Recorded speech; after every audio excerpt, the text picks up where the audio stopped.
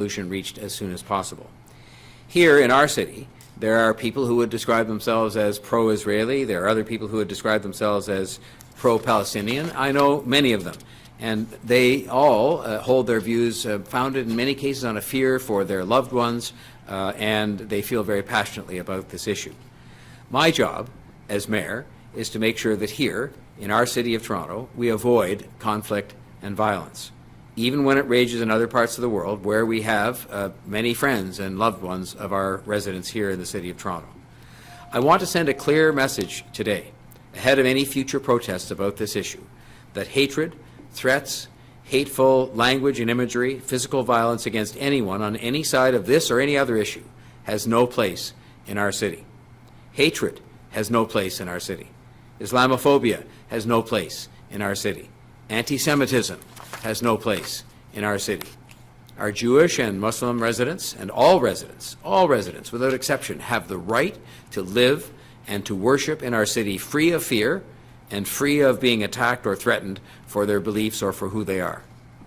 Over the last few days, I've had the opportunity to speak with leaders of the Muslim community, of people interested in the Palestinian cause, and people who are leaders in the Jewish community, to reiterate my commitment to them as mayor and my position that there is no room for hatred or violence or discrimination of any kind in this city directed against anyone.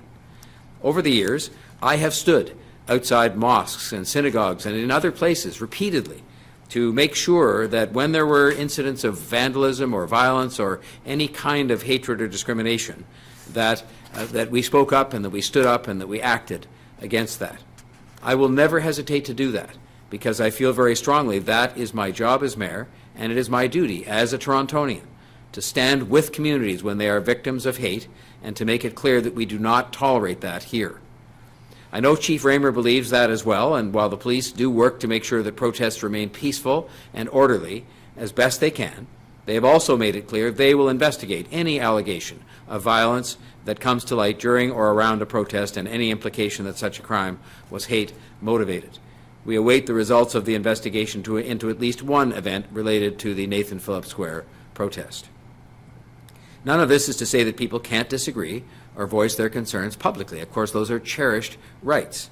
Everyone in Toronto has the right to protest and to participate in peaceful demonstrations. That is at the foundation, the very foundation of our democracy. During the pandemic, people are urged not to gather to protect their health, in order to protect their health and the health of others. But as we saw last weekend, people gathered to protest and to raise awareness. The vast majority of those protests were peaceful, as has been the case with many other protests during the entirety of the pandemic. That is the way it should be. That is, by and large, the way it was last weekend. Thousands of people demonstrating peacefully. So while we encourage people not to gather right now due to public health concerns, I would repeat again, if you do protest, please do so peacefully. We will not accept, and we cannot accept, any acts of hatred against any community. I wanted to say this today to send a clear message ahead of any protests that may come, and because I believe we must make it clear. We must make it clear to everyone, mostly just to ourselves, to each other, that violence by anyone, against anyone, or any community in our city cannot and will not ever be accepted. On the subject of COVID-19, Team Toronto has now distributed more than 1.79 million doses of COVID-19 vaccine in the City of Toronto. All Toronto residents 18 years of age and older are now eligible to book vaccine appointments through the provincial booking system. Given the increased numbers of people who are eligible, which we support, we are working to get everyone vaccinated within that expanded group. As you know, with the assistance of the province, we were able to open up 120,000 new appointments yesterday in the coming days and weeks. Thanks to additional vaccine supply, we will be ramping up our capacity at city-run clinics this weekend for a long weekend dose drive. This Victoria Day weekend, you can help make sure this is the last long weekend in lockdown by getting vaccinated if you haven't already. We are working to open 19,708 new appointments in our clinics. That's 4,927 new appointments on each of Friday, Saturday, Sunday, and the holiday Monday. 10,000 new appointments are also being added to the city-run clinics for next week as well. These appointments will be live at 4 o'clock this afternoon, and so I encourage people to go to toronto.ca/COVID-19 to book their appointments. As you know, the city-run clinics are just a part of our overall vaccination effort, the Team Toronto effort. 39 clinics are being operated in total by Team Toronto across the city today, many of them by hospital and healthcare teams who are our partners in Team Toronto. I want to thank, for example, the Scarborough Health Network for hosting a vaccine clinic today for TTC workers at the Malvern Bus Garage, operated by the TTC. I want to thank as well Women's College, North York General and Michael Garron hospitals for offering frontline TTC employees on-site access at their premises to vaccinations, and to the community clinics who are also offering TTC employees priority access. These TTC clinics have resulted in more than 1,000 first doses being administered to frontline TTC employees, with more on-site clinics in the works for the coming days and into next week. Pop-up and mobile efforts for members of the public will be going strong through the holiday weekend, and I want to, in advance, thank all of those involved in making those clinics such a success, their staff and volunteers, healthcare professionals, and others, and they are helping make sure these clinics are successful. I want to applaud the East Toronto Health Partners for planning a drive-through pop-up COVID-19 vaccine clinic for seniors 65 plus at the Warden Station North parking lot on Saturday. That drive-through pop-up will be administering about 500 doses to seniors and to their caregivers who drive them there. I'm glad the TTC was able to provide the parking lot. Again, another example of Team Toronto at work. It's another good example of how every single part of this city government is mobilized to make sure this vaccination program can be a success. We're also working to get young people 12 to 17 years of age vaccinated. Dr. Davila will have an update on the Youth Vaccination Working Group today, and it's important to work to get our young people vaccinated so that they too are protected. The work of our Team Toronto Sprint strategy is also continuing and having tremendous success. This strategy focuses on getting as much vaccine as we can administered in 22 of the hottest hotspot postal codes in the city by our hospital and healthcare partners in cooperation with community organizations on the ground. Overall vaccination coverage in the 22 priority postal codes is now at 56.6%. This week, we're expanding the Sprint strategy to 7 new postal codes, including 4 in the Northwest, 2 in the East, North York and Scarborough, and to the M5T postal code, which includes parts of Kensington Market, Chinatown, and Alexandra Park. The downtown postal codes that were added to the Sprint strategy on May 12th saw sharp double-digit increases in the percentage of people aged 18 and older who have received at least 1 dose of vaccine. The M3J postal code, which includes York University Heights and parts of Jane and Finch, 88.6% of those aged 18 to 24 have initiated vaccination, higher than any other age group in this postal code, and the highest for this age group across all 22 of the priority hotspots. These numbers show that the Sprint strategy is working, that it was and it is the right thing to do, because it is helping us to get the right shots in the right arms at the earliest possible date, and that in turn will make the biggest difference in our fight against the spread of COVID-19. While I'm confident that we will make the kinds of threshold levels of vaccination we will likely need to move to a more open status as a city, it won't be without collective effort. Having more than 60% of eligible people in Toronto vaccinated on a first dose basis is a solid achievement in a short time. But if you look at the kind of threshold numbers put out there by public health authorities, by other provinces, and indeed by other countries, you know that we have to continue to push that number up to at least have a 7 in front of it, and that means that we have much more work to do. But I know that together, Team Toronto and all of you who are part of the broader, bigger Team Toronto, we have what it takes to get that done. And now it's time for Chief Pegg's report for today. Thank you, Mayor Tory, and good afternoon.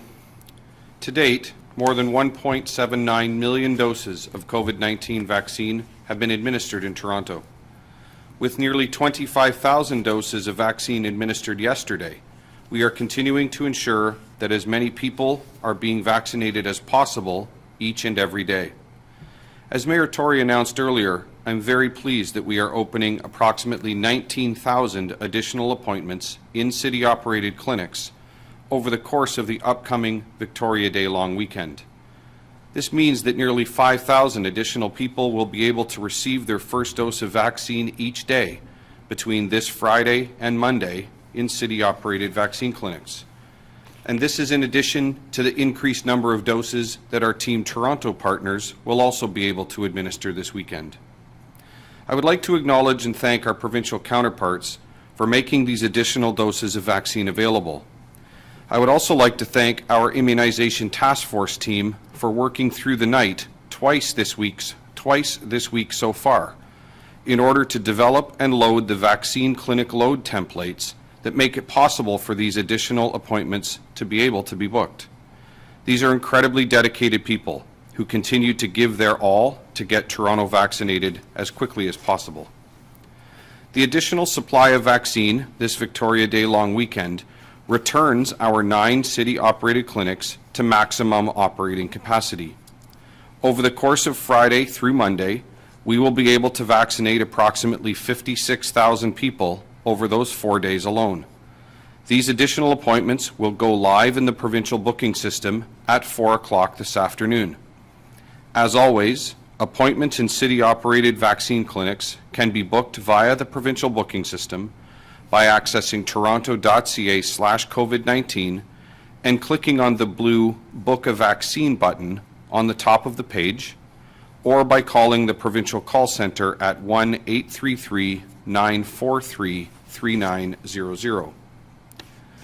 I want to remind everyone who has booked an upcoming appointment in a city-operated clinic that should you wish to take advantage of the additional appointment availability by booking an earlier appointment, you can do that by accessing the reschedule link that is included in your appointment confirmation email that you received when you made your original appointment booking. You can also reschedule your appointment by calling the provincial call centre again at 1-833-943-3900. I'm also very pleased that we are opening an additional 9,720 appointments in city-operated clinics between Tuesday and Sunday next week. These additional appointments will also be available on the provincial booking system at 4 o'clock this afternoon. Since 8 o'clock Monday morning, more than 37,000 people have booked their appointments in city-operated clinics. As of 1:30 this afternoon, there are approximately 149,850 first dose appointments still available in city-operated clinics between today and July 4. I encourage everyone who is 18 years of age and older to book your appointment to get vaccinated against COVID-19 as soon as you are able. I would also like to provide some clarity on a frequently asked question that we are receiving with respect to eligibility for those between 12 and 17 years of age. In order to be eligible to receive COVID-19 vaccine as a youth, you must have actually reached your 12th birthday on the day that you receive your vaccine. The Province of Ontario has advised that youth between 12 and 17 years of age and their family members who have not received a vaccine will be eligible to book an appointment for their first dose of the Pfizer vaccine at mass immunization clinics beginning the week of May 31st. We are awaiting the details as to when and how this expanded booking system eligibility will be made available, both online and through the provincial call centre. Some of our Team Toronto partners are already making vaccine available to youth who have reached their 12th birthday. Please go to vaccineto.ca for vaccine opportunities that may exist in Team Toronto partner clinics. For those active on social media, I encourage you to follow Vaccine Hunters Canada on Twitter for additional information on opportunities to receive COVID-19 vaccine in Toronto. Thank you for all you do to help stop the spread of COVID-19 in our city, and please continue to monitor toronto.ca/COVID-19 for the most up-to-date information on immunizations in Toronto. I will now invite Dr. Davila to bring her report. Thank you, Chief Pegg, and good afternoon. Before I commence my remarks, I just want to note that today is Personal Support Worker Day, a day to acknowledge and celebrate the contributions of personal support workers, or PSWs, everywhere.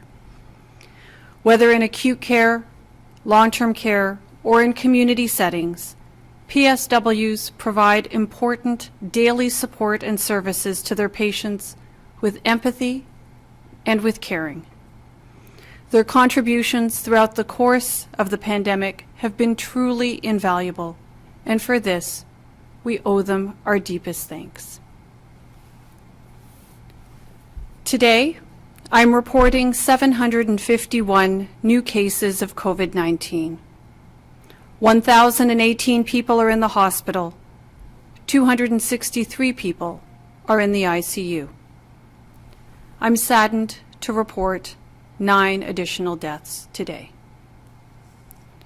Looking at the numbers overall, though, we see signs of hope. And as we move now toward better times, it can be easy to forget the price paid over the course of the pandemic. But I was reminded this morning of the seriousness and the suffering from COVID-19 when I looked at the cumulative case count and the hospitalizations in Toronto since the pandemic began. More than 158,000 people in Toronto have been infected with COVID-19. 3,285 people have lost their lives, and more than 10,000 people have been admitted to hospital.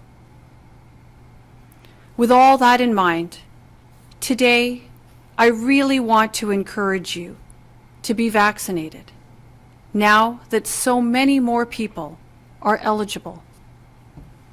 Since yesterday, everyone aged 18 and up is eligible to book a COVID-19 vaccination appointment. Additionally, 12 to 17-year-olds can now be vaccinated at certain pop-up and mobile clinics which began piloting this week. Thank you to the amazing healthcare partners who are delivering this access on the ground in the many communities that make up Toronto. There will be more over the course of the next few weeks, and that planning is underway in earnest and ongoing between Toronto Public Health, the Hospital for Sick Children, and other healthcare leaders. As of May 31st, 12 to 17-year-olds will be able to book appointments through the provincial booking system to access vaccine through city-run immunization clinics and clinics based in a number of hospitals. And for the weeks of June 14th and 21st, there will be appointments dedicated to youth vaccination. In time, the widening of eligibility will make a tremendous difference in the number of people with their first vaccination. This increased access also creates a significant number of people all in pursuit of the same thing, vaccination. That may create frustration for anyone who wants a vaccine, but finds that they have to wait a while because of the demand. I recognize there may be more demand than vaccine supply at various points right now. I do hope that the demand persists until every resident is vaccinated, especially with the growing evidence of the protective power of vaccines. Some people have asked me why there's so little talk about the Moderna vaccine. And to that I say this. Scientists and doctors around the world are confident in the Moderna vaccine's ability to protect against COVID-19. But studies have tended to focus on Pfizer and AstraZeneca because these vaccines were available in greater supply in the first half of this year. I would anticipate that we'll see more studies, including Moderna, in the months ahead. I know the University of Oxford's study of a mix and match approach to 2-dose vaccination now includes Moderna, after originally focusing on AstraZeneca and Pfizer. And in that respect, yesterday there was a study released out of Spain that found the AstraZeneca and Pfizer vaccines can be safely and effectively mixed as first and second doses. Canada's Chief Public Health Officer, Dr. Theresa Tam, said yesterday she expects Canadians will have a choice about their second dose if they got an AstraZeneca as their first. Things change regularly on the vaccine front. Supply arrives, appointments are created, vaccines are administered, and antibodies build in more and more Torontonians.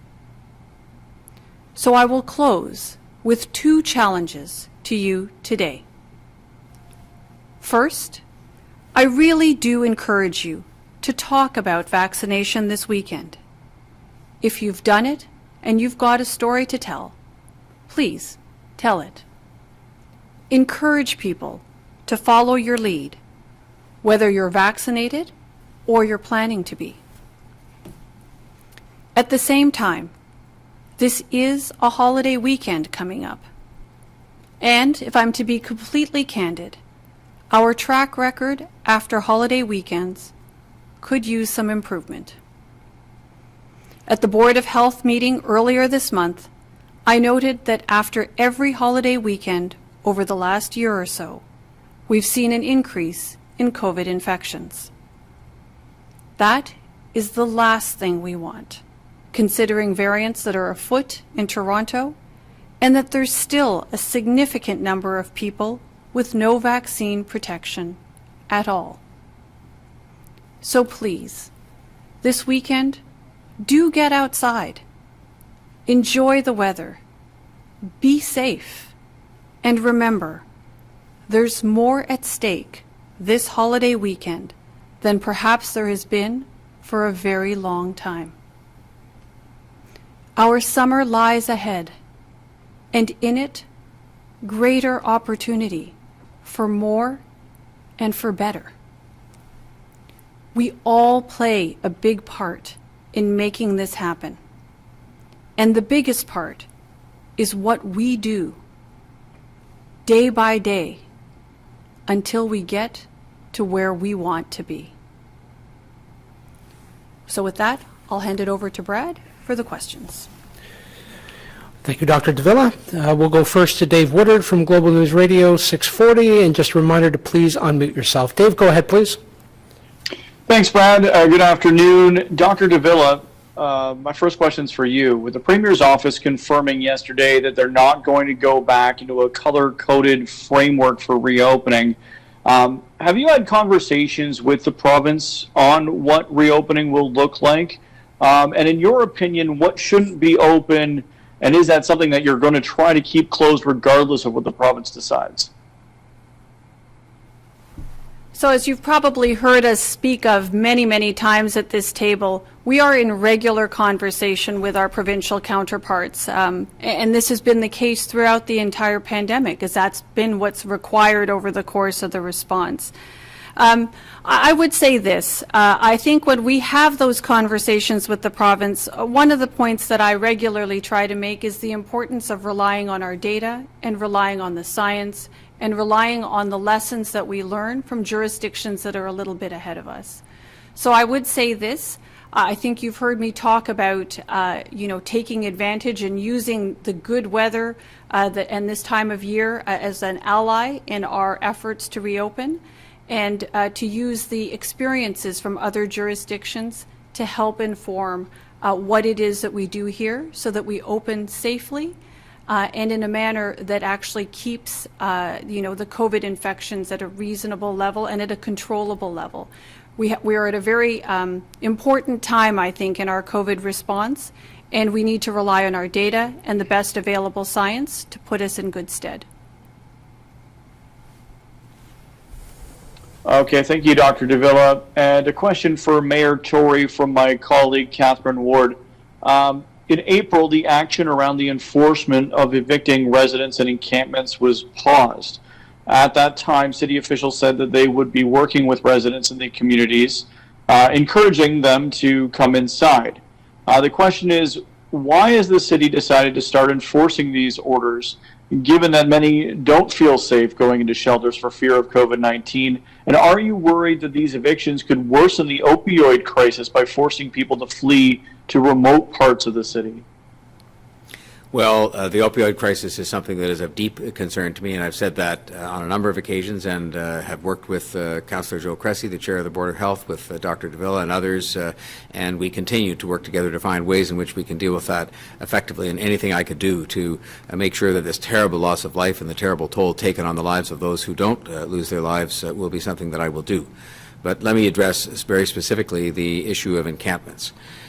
I'm very committed to taking steps that we need to take in order to reduce the number of encampments. And I understand the fact that no one would seek to be homeless. But I will say that the encampments are unsafe, they are unhealthy, and they're illegal. This very encampment where there was some activity taking place today was an encampment where we had a fire recently, and only because outreach workers happened to be there in the night was a man rescued from a tent that moments later exploded. And so there comes a time when, in the case of this encampment today at Lamport Stadium, the street outreach workers have visited that encampment 107 times in 2021 to offer housing indoors, safe housing indoors, to people who are living in that encampment. Those places we would offer to the people experiencing homelessness to go have been the subject of an intensive effort by the city to increase infection control activity, to make sure that we stepped up the pace of vaccination of the residents who are in those facilities, and to make sure they're otherwise safe. And it accompanies an unprecedented wave of action taken by this city government in respect of supportive housing. And so there does come a time when we have to take some action in this regard and establish that we cannot have people living continuously in unsafe, unhealthy, and illegal circumstances in our public parks.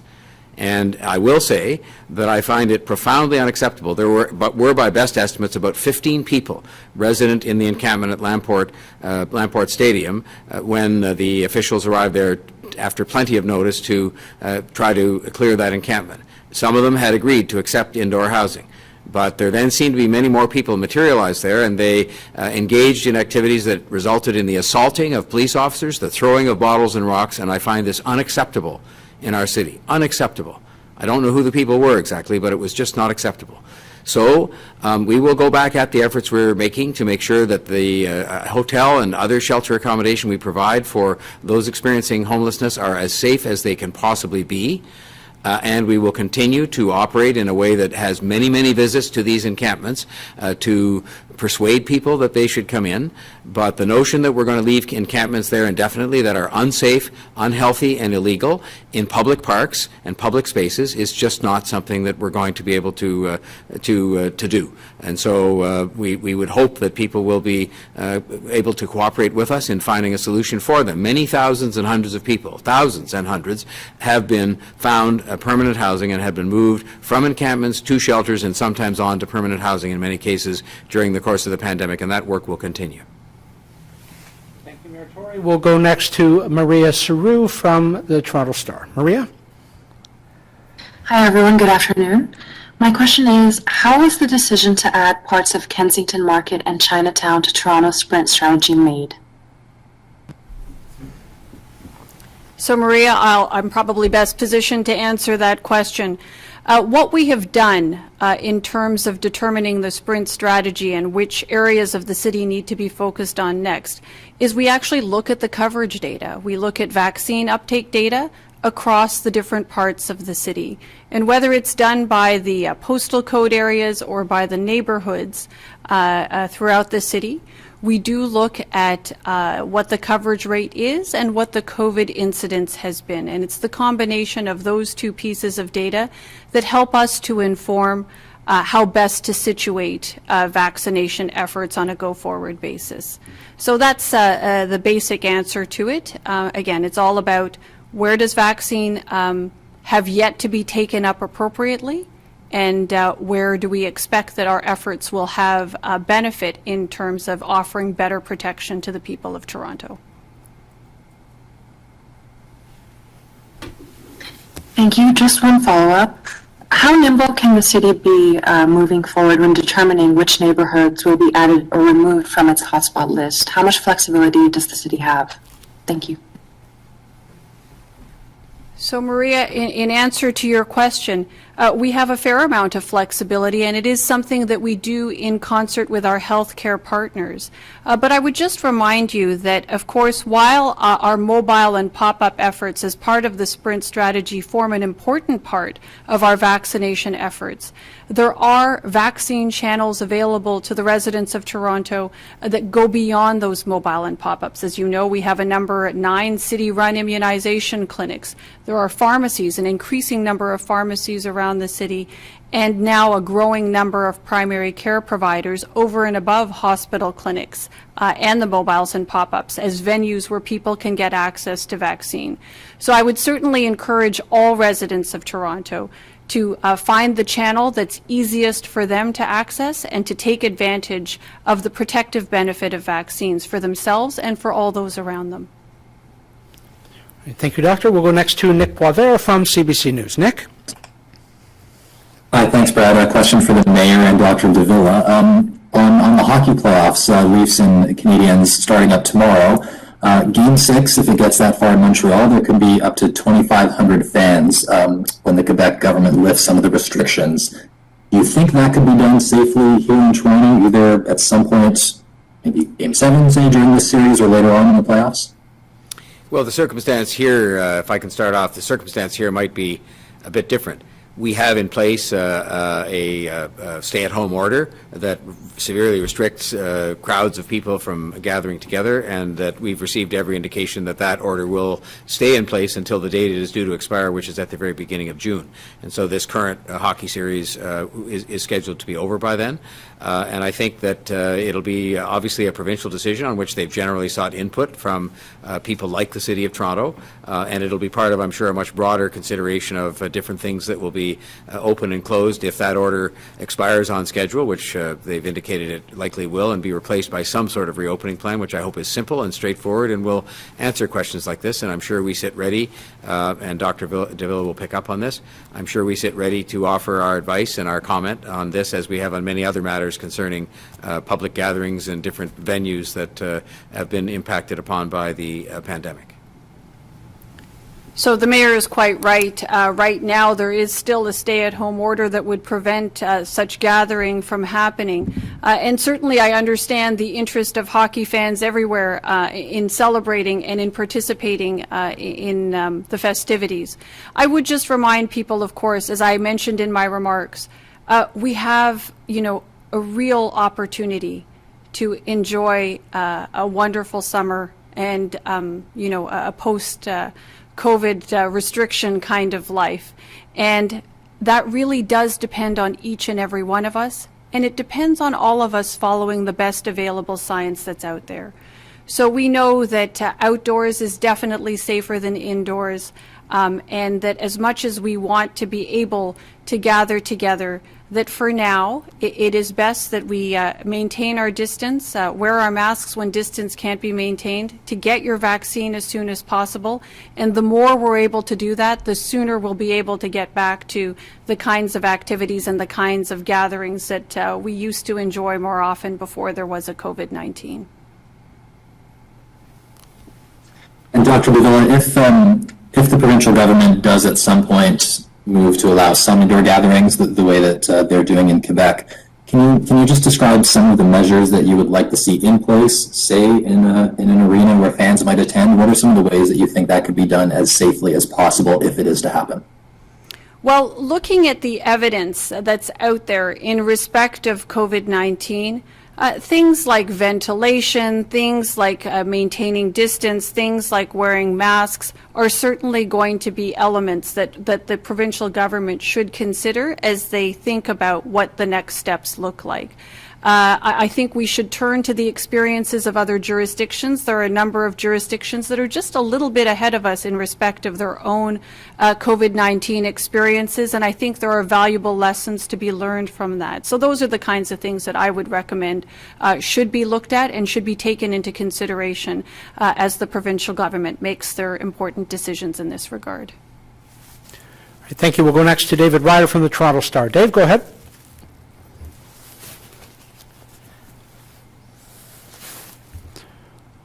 There you go. Hi there. Yeah, thanks. A question, I think, for both Mayor Tory and Dr. Davila, and that's with the province looking at reopening. How important or not important do you think it is for the Greater Toronto Hamilton area to open up at the same time, as opposed to having, as we've had in the past, sort of a patchwork quilt of some places being reopened with indoor dining and other places being totally locked down? I will offer an obviously non-medical opinion in this regard, and just say that I believe that the degree to which we can have a consistent set of rules for this region, which operates as one market in many different respects. It's a media market where people get their information from the same media, so when they hear conflicting reports as to what's going on in one place versus another within the same region, it's confusing. It operates as a sort of an economic and mobility market, in that as people move around, if there are different rules in place, then you are sending mixed messages to them as to what they should do, and making available the opportunity for people to move back and forth and contribute to the spread of this virus. And so, to me, whatever the rules are should be applicable to the entire region, because it very much operates that way. People live their lives that way. They go to and from work that way. They even do things with their families that way. And so I'm hopeful that, at the very least, that the region will be treated as one, and that the province can come up with rules and other reopening measures that will be consistent and will be broadly accepted as being appropriate in the entire region. You know, the mayor made note of the fact that his thoughts may not be all that medical, but in fact, you know, as important as the medical science is around decision-making when it comes to COVID-19, fundamentally, I think the decisions that we're talking about now in respect of reopening are largely around human behavior and how people live, work, and play in the Greater Toronto and Hamilton area. So I concur entirely with the mayor that it has to be practical, it has to be readily communicated and understandable to, you know, the large swath of the province's population that lives, works, and plays in this Greater Toronto and Hamilton area. And, you know, I think that that's going to be a very important component of that which the province puts forth in their reopening plans. Thank you. And I think my second question is for Chief Pegg. And that's, Chief, when we spoke last Friday, there was some concern with how wide the province would be opening vaccinations and how much supply the city was getting, especially with that deep drop-off after the end of the hotspot top-up. I'm wondering if you can give us an update. It seems like the city is opening more spots, although they're small compared to how many people became eligible. Have you received any idea of how much vaccine we'll get next week? And is there still a concern that some newly eligible people will be trying and not be able to get an appointment because there just aren't enough spots? Hey, good afternoon, Dave. So obviously really good news has come to us a couple of times this week now. Obviously, firstly, we were able to open additional appointment blocks for three week-long periods in June, which certainly afford a considerable number of people the opportunity to book their appointment. And then, of course, only a day or so ago, we were informed of the opportunity to expand our clinic operations this weekend, and then again to add a significant number of additional appointments next week. So our teams were able to go to work very quickly and put those, make those changes, put them together, and get them loaded into the system. And like we talked about this weekend, the additional appointments this weekend, as well as the additional appointments next week, will be able to be booked just a few minutes from now at 4 o'clock this afternoon. So that's fantastic news. I really do appreciate, we all appreciate, that the province of Ontario continues to do everything they can do to make additional vaccine available to us and to make as much vaccine available. Undoubtedly, just by sheer math, there are more people eligible for vaccine than there are currently vaccine appointments in our system. But I will remind everyone, Dave, that as you and I talked about last week as well, the 9 city-operated clinics, while that does form and has from the start formed the backbone of clinic operations across the city, it is only that. And that means that it is augmented and supported by a growing network of partner-operated clinics, pharmacies, primary care physicians that we're seeing literally every day, with tens of thousands of doses being administered. So next week, I don't have any additional visibility than we had before as to what next week looks like, but certainly if there's one thing that has held true for the immunization task force team throughout this vaccination effort is that these are things, and vaccine supply is something that changes very quickly, and it is the reason that we continue to work so hard to make sure that as a city we are able to respond in a very nimble, very prompt manner to make sure that we can we are able to take advantage of every vaccine dose that is provided, and I'm proud of the fact that we are. So we'll continue to monitor very closely, and I'm sure our provincial colleagues will continue to do everything they can do to provide as much vaccine as possible. Thank you, Chief Pegg. Final question this afternoon is to Natalie Johnson from CTV News. Natalie, go ahead, please. Hi, Brad. My question is for Dr. Davila. Dr. Davila, I'm curious to know what your opinion is of Torontonians going south of the border for their vaccine, either because they can get their first dose sooner there, or in some cases their second dose sooner at a reduced interval. So, Natalie, I would say this. One, I continue to be heartened that there are a number of Torontonians who express an interest in getting vaccine and are demonstrating that interest by voting with their feet.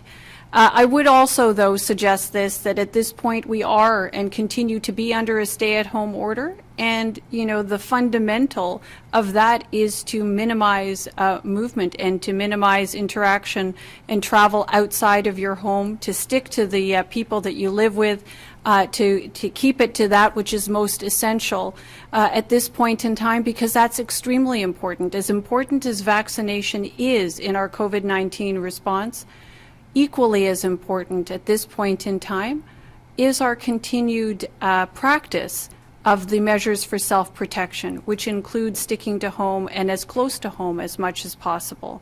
So, I encourage people to get vaccine when, they're able to do so, but to aim for staying as close to home as possible, minimizing their interactions and their excursions to the extent that can be limited to what's essential.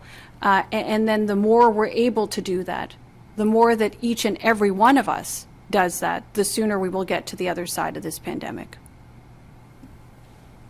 And just as a follow-up to that, it doesn't sound like the province can keep track of who gets vaccinated abroad. Are you optimistic that maybe more people have been vaccinated here than we know about? Because some people, including potentially a huge number of snowbirds, have been immunized in the U.S.? Yeah, so I imagine that has happened, that there are a number of snowbirds who probably had the opportunity to get vaccinated while away. I trust that at some point we'll be able to collect some of those data. I figure that those snowbirds may have opportunity to connect with a healthcare provider at some point in the not too distant future and inform them of that. That data may then be able to be recorded somewhere. So I expect that there are some people who are not recorded in our COVAX system because they did not receive their vaccine here. And certainly that vaccination still provides the protection to that individual and to those around them. Oh, we got a question. Just shout it out to the mayor. Can you talk about your ongoing wagering with the mayor from Montreal? Is there an update on that front before we get going, or is this just double secret? Could you just repeat the question, Mr. Mayor, just for those who couldn't hear? The question was to do with the wagering that is happening as between the Mayor of Montreal and myself with respect to the upcoming hockey series. I should say, first of all, I was very proud to raise the Toronto Maple Leaf flag at City Hall today, and that is meant to wish them good luck on behalf of all Torontonians, but including myself as a lifelong Leaf fan as mayor. And I did have a delightful conversation with the Mayor of Montreal, Valerie Plante, and we agreed that we would have a wager on this historic series. First time in 42 years these two teams have met in the playoffs, notwithstanding the rivalry that goes back decades and decades. And we basically bet bragging rights at big city mayors meetings, which is probably the most important thing, that the loser will raise the winner's flag in front of the City Hall, which I'm sure she'll be delighted to do, for we'll send the Maple Leaf flag for that, and that we'll share a little bit of food and beer, in her case some smoked meat sandwiches coming our way, and if in the unlikely event that we're having to send food, it will be some pea meal bacon sandwiches from the St. Lawrence Market together with some local beer. And finally, and perhaps most importantly, we will each make a donation to the charities run by these two hockey teams that support people in our respective cities. But I'm looking forward to an exciting series, and it is great to have Toronto and Montreal, two of the long-standing rivals that many people remember from years gone by. And there were two series where they took us out 4-0, the last two in 40 years ago. We're going to be making up for that starting Thursday night. Okay, great. Thank you. Thanks for the question, Chris. Thank you all for joining us. That concludes today's briefing. Because Monday is Victoria Day, there will be no briefing. The next scheduled briefing will be 1 week today, when the Leafs will likely sweep the Canadiens. Thank you all very much, and stay safe.